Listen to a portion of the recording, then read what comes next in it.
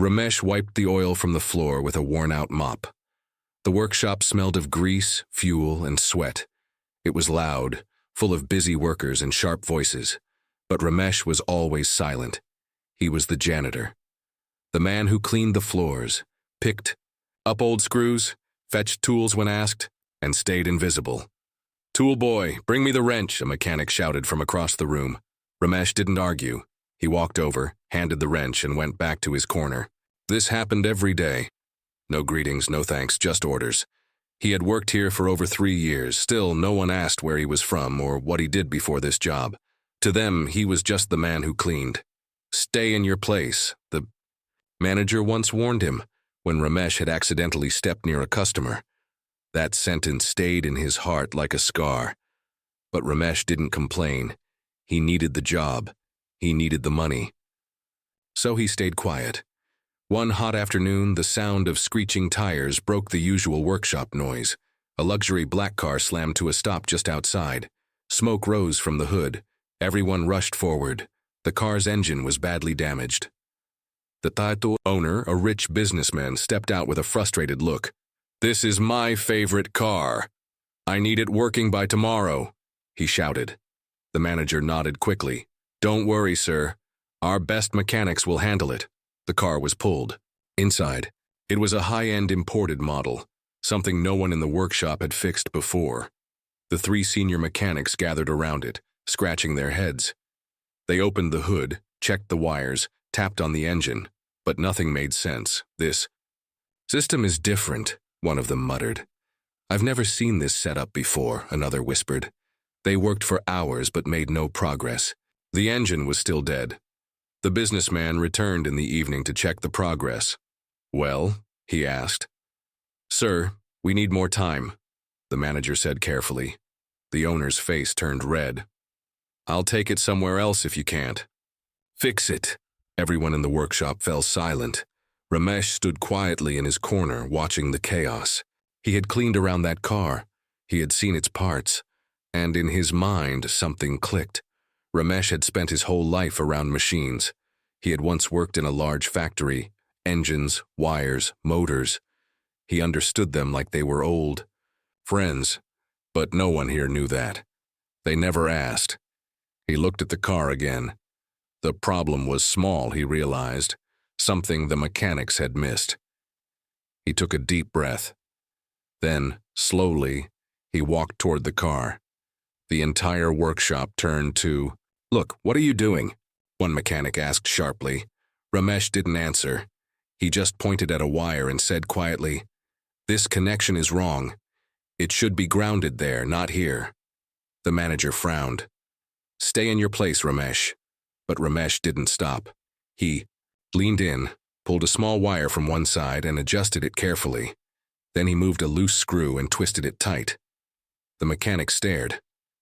The engine looked the same, but something had changed. "Start it," Ramesh said softly. One of the mechanics rolled his eyes, but he turned the key. The engine made a soft clicking noise, and then, to everyone's shock, started smoothly. Purred like new. The businessman gasped. "It's working?" The manager stood frozen. Ramesh stepped back, wiped his hands on his cloth, and returned to his corner. He didn't wait for thanks. Everyone in the room was silent, even the ones who laughed at him every day. The manager cleared his throat. "That was just luck," he said loudly, but no one believed that. As Ramesh picked up his mop again, his face showed no pride, only peace. But before he could begin cleaning, his phone buzzed in his pocket. "Unknown number," he answered quietly. "Is this Mr. Ramesh?" A serious voice asked. "Yes. This is the city police department. We need to speak with you immediately." Ramesh's eyes widened. "Why?" he asked. The voice replied, "It's about what happened today, and your past. Please come in." Tomorrow morning, the workshop felt different the next morning. Mechanics whispered in corners. Some glanced at Ramesh, then quickly looked away. No one laughed at him. No one called him Tool Boy. The car he had fixed was gone. The businessman had left smiling, praising the shop, but not Ramesh. No one thanked him, no one spoke to him. It was like everyone pretended it never happened. Ramesh arrived early as usual. He wore his same faded shirt. He picked up the mop. And he worked like always. But inside, his heart wasn't calm. He kept thinking about the call from last night. The police. His past. He had left that life behind years ago. He never told anyone. At the workshop who he once was. Why would the police want to see him now? At lunchtime, his manager called him. "Ramesh, can you come into my office for a second?" He nodded and walked in. The manager didn't look angry, but he didn't smile either. "Listen," he said slowly, "you did something risky yesterday. You touched a client's car. That's not your job." Ramesh stayed silent. "But," the manager continued, "somehow you fixed it. I don't know how." Still no reply. "Just don't step out of line. Again, okay? This place works a certain way." Ramesh gave a small nod. "I understand, sir." He turned and walked out. The door closed behind him with a soft click. But inside, something had changed. That evening, Ramesh didn't go straight home. Instead, he took a bus to the police station. It was a quiet place, not crowded. The walls were old, the lights yellow, and dim. He walked to the front desk. "I got a call," he said. "My name is Ramesh." The officer behind the desk checked something on his computer. Then he looked up carefully. "Wait here," the man said. "Inspector Rathore will see you." Minutes passed. Then a tall, serious-looking man came out from the hallway. "Ramesh?" he asked. "Yes. I've been looking for you for years." Ramesh felt his stomach turn. He stood still. "Why?" The inspector didn't smile, but his voice was calm. "You were an engine specialist once, in a top military factory." Ramesh's eyes narrowed. "How do you know?" The inspector pulled out a folder and flipped it open. "Your name was mentioned in old files. The Army remembered your skills. But then, you vanished. No trace, no job, no public records." Ramesh lowered his head. "I left that life," he said. "I lost everything. I didn't want it anymore." The inspector studied him. "Why did you fix that car yesterday?" "It was broken," Ramesh said simply. "And I knew how to fix it." A long silence followed. Then the inspector leaned in. "You saved someone yesterday." Ramesh blinked. "What?" "The man who owned that car. He's not just a businessman. He's a retired police commissioner. His brakes were tampered with. Someone wanted him dead." Ramesh froze. "The engine failure?" he asked. "Was caused on purpose," the inspector said. "You didn't just fix a car, Ramesh. You stopped a murder." Ramesh's mind raced. He had no idea what he had stepped into. The inspector tapped, his fingers on the table. "And now he wants to meet you. In person." "Why?" Ramesh asked. "To thank you," the inspector said, "and to offer you something that might change your life." That night, Ramesh walked home slowly. The streets were quiet. His bag was light, but his thoughts were heavy. He stood outside his small rented room, staring at the rusted lock. For years he had lived a simple, silent life. But now, someone had opened the door to his past. And the truth was, walking toward him fast. Ramesh sat quietly in the back seat of the black car. He didn't speak. He just stared out of the window as the city passed by. The man beside him was calm, dressed in a neat gray suit. It was the retired police commissioner, Mr. Suryavanshi, the same man whose car Ramesh had fixed, the same man whose life had been in danger. "Do you know what you did that day?" the commissioner asked gently. Ramesh didn't reply. "You didn't just repair a car," the man continued. "You saved my life." Ramesh looked down at his hands, grease-stained, cracked from years of cleaning and hard labor. "I just saw what was wrong," he said quietly. "It was something the others didn't notice." The commissioner nodded. "And that's exactly why I want you to meet someone." The car stopped outside a grand building, a private club, old and quiet, a place where powerful people talked in whispers and made decisions that changed lives. Ramesh hesitated. "I don't belong in there," he said softly. The commissioner placed a hand on his shoulder. "You do now." Inside, the room smelled of leather, books, and polish. A group of men and women in suits were already seated at a long table. They looked up as Ramesh entered. Some faces smiled. Some stared with surprise. Others frowned, confused. "This is the man," the commissioner said, "who stopped my murder without knowing it." A few people gasped. One man stood. "This is the janitor?" Ramesh felt his stomach twist. The word stung, but the commissioner's voice was firm. He was the janitor, yes, but before that he was one of the best mechanical minds in the military. Whispers filled the room. The same man who'd mocked him now looked at him with curiosity. One woman stepped forward. Her name was Annika, and she was head of a private automobile defense company. "I looked into your past," she said. "You built engine systems we still use in field vehicles today." Ramesh said nothing. She stepped closer. "Why did you disappear?" Ramesh looked up. His voice cracked with emotion. "My wife died in a car fire, faulty engine, a mistake I couldn't fix. After that, I left. Everything." The room fell silent. "I blamed myself," Ramesh continued. "So I ran away from machines. I picked up a mop instead." The commissioner nodded slowly. "You stopped saving engines and started washing floors." Annika looked at the commissioner, then at Ramesh. "I think we all agree," she said. "This man doesn't belong in the shadows anymore." "But what do we do with him?" another man asked. The commissioner smiled. "We give him what he never got. A second chance." Later that evening, as Ramesh stepped out of the building, he felt the sun on his face. The same streets, the same city. But something had changed. He was still in his old shirt. His shoes were worn. But now, people looked at him differently. Not as a cleaner, not as a janitor, but as someone who had done the impossible. Back at the workshop the next day, the mood had shifted. Mechanics whispered again. But this time, they weren't laughing. "Did you hear?" one said. "That businessman called him a genius." "He was in the military?" another asked. Ramesh walked past them quietly. He didn't answer. He went back to cleaning. He still mopped the same floor, but in his heart, something had changed. The workshop went silent. Everyone watched as Ramesh picked up the wrench. No one dared speak. Even the loudest mechanic, Jitu, stood still, arms crossed, eyes narrow.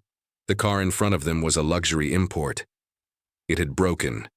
Down on the highway, towed in with a mess of tangled wires and a blown engine. None of the senior mechanics wanted to touch it. If they failed, the cost would be huge. But Ramesh didn't hesitate. He opened the hood slowly. His eyes scanned every wire, every joint, every valve. He wasn't just looking, he was listening. Listening to the machine. The young intern, Amit, stepped closer.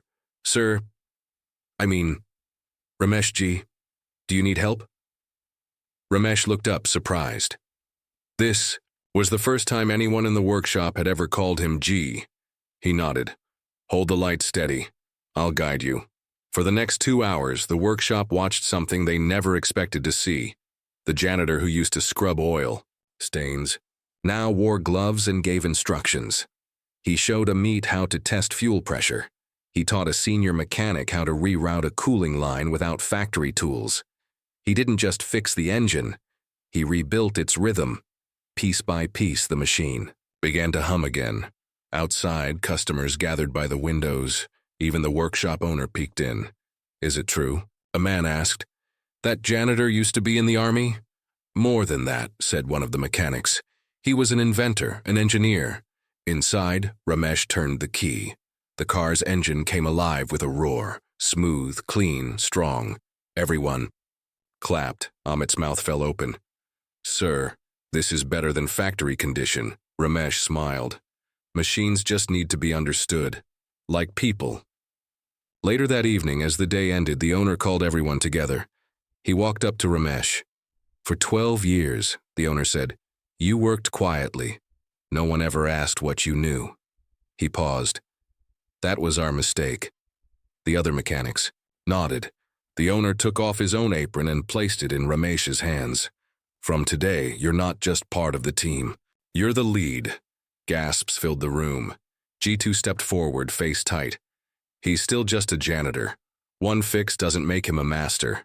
Ramesh looked at him calmly. You're right. One fix isn't enough. That's why I'll prove it. Every single day. The next week, the workshop changed. Ramesh set up small training groups. He taught younger workers how to read engine diagrams and understand sound patterns. He helped even G2's team finish jobs faster, with fewer errors. Slowly, respect replaced doubt, but not everyone was happy. At night, in a nearby garage, two men whispered. One was Ramesh's old enemy, a mechanic from another branch who had once taken credit for Ramesh's invention in the army. He's back, the man growled. And they're calling him a genius again. The other man asked, what do we do? A cold smile spread across his face. We remind him why he left in the first place. Ramesh returned to the workshop the next morning with a calm face, but his heart was racing. What had happened yesterday was still hard to believe. The broken luxury car, the failed senior mechanics, and then Ramesh, just a janitor, stepping forward and fixing what no one else could. But that night he had barely slept, not because of excitement, but because of the letter he found under his toolbox. It had no name, just one sentence written in rough handwriting. Stay in your place or pay the price. He didn't know who sent it, but he had an idea. In the workshop, everything looked normal. Engines were running, tools clanked, men laughed. But Ramesh could feel it, eyes watching him, silently judging. Still, he kept going. The workshop owner had announced it the evening before. Ramesh would now train the team and lead engine diagnostics. Some were excited, a few respected him, but others, like G2, the senior mechanic, were angry. How can a janitor tell us what to do? G2 had whispered. He fixed one car, another added. That doesn't make him a leader. But they couldn't deny the truth. The customer had sent a glowing review. The engine ran better than ever, and Ramesh, he never bragged, never shouted. He just worked, with quiet skill and deep focus. That morning, a second luxury car rolled in, a black German sedan, engine light blinking, strange noise coming from under the hood. The staff looked unsure. The customer, a rich man, in a sharp suit, stepped out. Only your best mechanic should touch this, he said firmly. Everyone turned to Ramesh. The man stared at him. You're the best? Ramesh smiled slightly. I'll try my best, sir. The man looked unsure, but nodded. Let's see if yesterday was luck or skill, G2 muttered from behind. Ramesh walked around the car slowly. He didn't rush. He listened, opened the hood, and asked the intern, Amit, to bring the diagnostic scanner. As the machine loaded, Ramesh closed his eyes for a moment. He wasn't praying, he was remembering. Years ago, he had worked on engines just like this, in the Army's vehicle unit. But that ended after a betrayal. He opened his eyes and got to work. 2 hours passed. Ramesh tested wires, replaced sensors, and reprogrammed the onboard system. Amit watched closely. You make it look so easy. He said. Ramesh replied, it's never easy. You just need to listen to what the machine is trying to say. Amit nodded slowly. Finally, the moment came. Ramesh turned the key. The engine started. Smooth, powerful, silent. Everyone clapped, even Yi, the rich customer. This man, the customer said, is worth 10 mechanics. Ramesh quietly stepped back, but not everyone clapped. G2 stood at the corner, fists clenched. That evening, Ramesh walked home alone. He carried his small lunchbox and a toolbox, but at his door something was waiting again, a small envelope. He opened it. Inside was a photo. His wife's old necklace, the one lost years ago in a fire, and a note. We know your past. Stay silent, or we'll dig it up. Ramesh's hand trembled. He looked around, but no one was there. Ramesh sat on the floor of his small rented room. The old army file lay in front of him. Dusty, sealed, heavy. His hands trembled as he opened it. The papers inside smelled like metal and ash. The truth he had buried for 10 years was finally in front of him. The report began simply, Unit 14, Engine Division, Incident Date, March 3rd. Technician Ramesh Kumar, suspension issued, suspected sabotage. Ramesh clenched his jaw. He remembered that day like it had just happened. A high-speed military jeep had exploded during a field test. One soldier was killed, 2 others badly injured. Ramesh had worked on that vehicle the night before, and because of that, he was blamed. No proof, no trial, just a letter of suspension and a ruined name. He had pleaded with his senior officers, told them he had noticed wiring issues, that someone had tampered with the vehicle after his work, but no one listened. He was labeled careless, then fired. That day he left the army with nothing but a bag of tools and a broken heart. He never touched an engine again. Until now. Now someone had left a photo of his wife's necklace and threatened to dig up his past. But why? He had been a janitor for 10 years, never caused trouble, until he touched that broken luxury engine. Ramesh flipped through more papers in the file. One page stood out, an unsigned witness report. I saw Technician Kumar report the faulty wire the night before the test. He said the brakes felt wrong. I saw someone else go back into the garage after Kumar left. No name, no signature, but proof that someone had supported him. He never saw this page before. Had someone tried to help him back then? Or was this added later? He couldn't sleep that night. Too many questions. The next morning, he returned to the workshop. He entered. He noticed something strange. His toolbox was open. Tools were missing. Grease was smeared across the floor, deliberately. Someone wanted him to snap, to look foolish. But he stayed calm. Just then, the workshop owner called him into the office. "Ramesh, I need to talk to you," he said seriously. Inside sat the rich man from the day before, the one with the black German car. But now he wasn't smiling. "Ramesh," he said, "I know your name." Ramesh stood still. "I was in the army too, logistics division. I remember your case. You fixed a jeep before it exploded, right?" Ramesh nodded slowly. "I also remember the rumors. But I read your report. You warned them. You weren't at fault." Ramesh felt his breath catch. "Sir, why are you telling me this now?" The man leaned forward.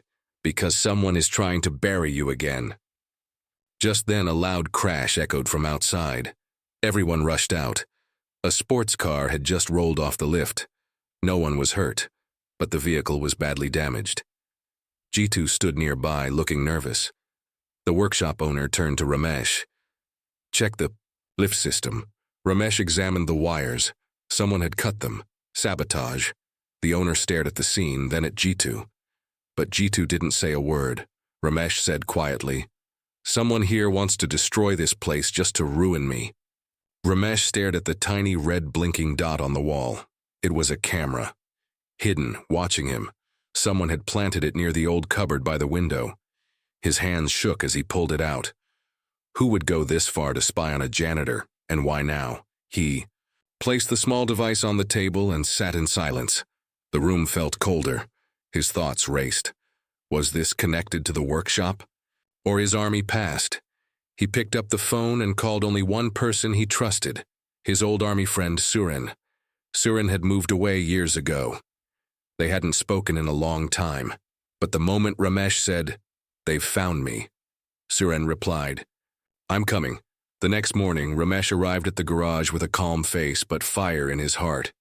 He knew someone was trying to break him, but he wouldn't let them. Not this time. Inside the workshop, things were tense. Another customer had complained about loose brakes. The owner looked worried. "If one more accident happens, I'll have to shut this place," he muttered. Jitu, the mechanic, stood in the corner, pretending to check his tools, but his hands were fidgety, nervous. Ramesh walked over and said politely, "Need help?" Jitu gave him a sharp look. "Stay. Your place, tool boy." But Ramesh didn't move. "That's what you've always wanted, right? For me to stay silent." Jitu's eyes widened. Then he smirked. "You think you're smart?" Ramesh leaned in. "I think someone's afraid of what I might find." That evening, Surin arrived, tall, bold, and still wearing his army jacket. He brought a laptop and a device to scan the camera. "This model has memory," he said. "Let's see what it recorded." They connected the camera. The screen lit up. Hours of footage played. Most of it was boring. Ramesh cooking, reading, cleaning. Then one clip appeared. A shadowy figure entered the room at night. Face covered, he placed the camera by the cupboard, and just before leaving, he turned his face slightly. The camera caught enough. It was Jitu. Ramesh froze. His hands clenched the edge of the table. Surin said, "That's your guy, but why? What's his reason?" Ramesh nodded slowly. "I'm going to find out." The next day, Ramesh waited until everyone went to lunch. He opened Jitu's locker using a magnet trick he had learned in the army. Inside, he found papers, photos, a file marked Ramesh Kumar, Army Case. He flipped through it.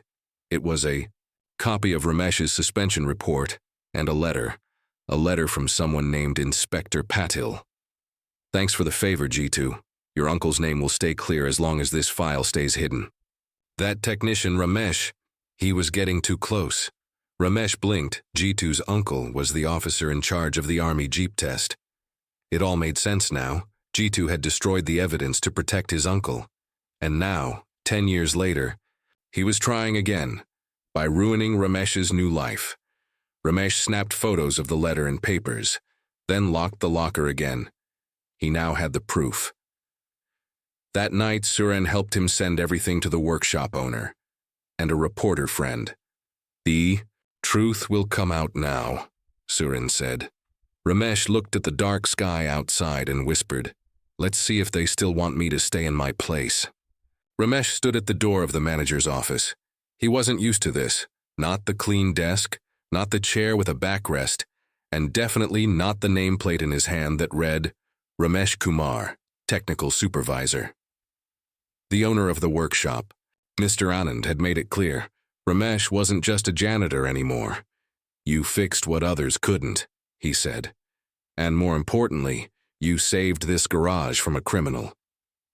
Jitu had confessed everything, how he tampered with cars, how he planted the camera, and how he tried to hide Ramesh's past so his own family's name wouldn't get ruined. But it was too late now. The media had picked up the story, and Ramesh's name was spreading across the internet. Ex-army hero turned janitor exposes criminal mechanic. Man who was told to stay silent now runs the shop. One engine, one fight, one man who never gave up. But Ramesh didn't care about fame. He was focused on the car outside. Yes, that car. The luxury one he had repaired. The one that no mechanic could fix. The owner of that car had returned, and he wasn't just anyone. He was Mr. Khanna, a retired automobile engineer. Mr. Khanna walked into the garage with a smile. "I came to see the man who fixed what others couldn't." Ramesh wiped his hands and greeted him. Khanna said, "I watched the CCTV footage. I saw how you worked. That wasn't luck. That was talent." Ramesh nodded, unsure what to say. Then Khanna pulled out a file. It was a job offer, a training program in Germany, a scholarship, a chance to study advanced engineering, all paid for. Ramesh froze. "I'm too old for that," he whispered. Khanna smiled. "Genius doesn't age." The entire workshop stood still. The janitor who once mopped floors was being offered an international scholarship. Tears filled Ramesh's eyes. But he remembered something, his mother's last words. "Don't let the world decide your worth. You show them." He signed the papers. In the coming weeks, Ramesh trained 2 junior mechanics. He taught them everything he knew, every trick, every technique. Before he left for Germany, the entire workshop threw a farewell party. Even the local police came to shake his hand. As he packed his bag, he placed one old thing in it, a rusty spanner, the same tool he had picked up the day he dared to fix that engine. It wasn't just a tool anymore. It was his reminder of where he came from, of what he survived, of who he truly was.